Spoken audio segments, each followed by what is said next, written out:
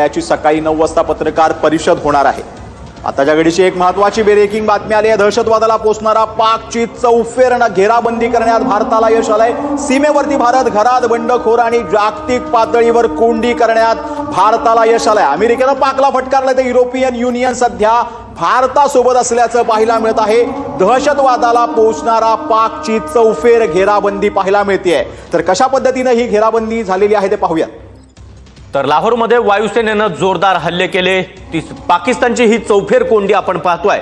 एकीकडे अरबी समुद्रामधून भारतीय नौदल, तर भारताकडून वायुसेना, पीओके मध्ये थल सेना, लाहोरमध्ये वायुसेनेनं जोरदार हल्ले केलेले आहेत। आणि दुसरीकडे बलुचिस्तानमधून बलूच लिबरेशन आर्मी देखील पाकिस्तानवर तुटून पडली आहे। तर तिकडे वर खैबर पख्तूनख्वामध्ये देखील असाच असंतोष आहे। त्या ठिकाणी देखील जोरदार हल्ला पाकिस्तानी सैन्यावर होऊ शकतो आणि इकडे सर्व बाजूंनी पाकिस्तानची कोंडी झाल्याचं चित्र या ग्राफिक्सच्या माध्यमातून आपण पाहतोय।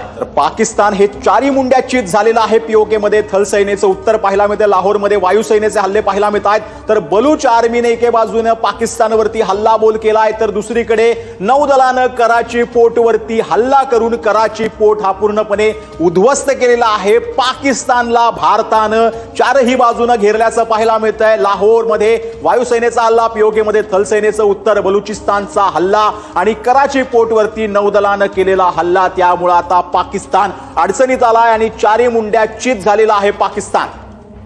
तर हे ग्राफिक्स अत्यंत महत्त्वाचं आहे। पाकिस्तानची कशी